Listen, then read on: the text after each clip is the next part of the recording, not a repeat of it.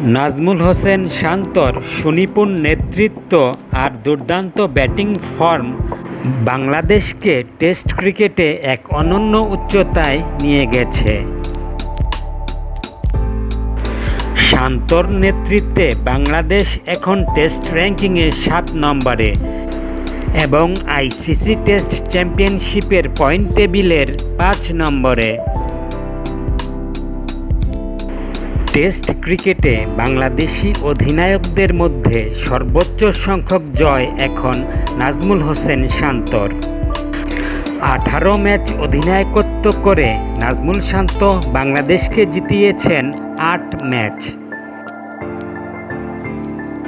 Mushfiqur Rahim ৩৪ match অধিনায়কত্ব করে ৭ match, Shakib Al Hasan ১৯ match অধিনায়কত্ব করে ৪ ম্যাচ এবং মমিনুল হক ১৭ ম্যাচ অধিনায়কত্ব করে জিতিয়েছেন ৩ ম্যাচ।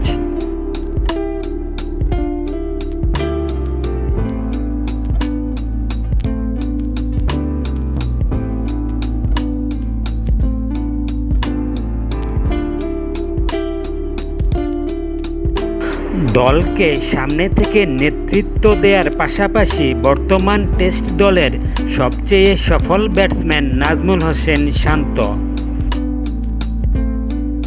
২০২৩ সাল থেকে এখন পর্যন্ত দলের পক্ষে সর্বোচ্চ ১৫২১ রান করেছেন শান্ত।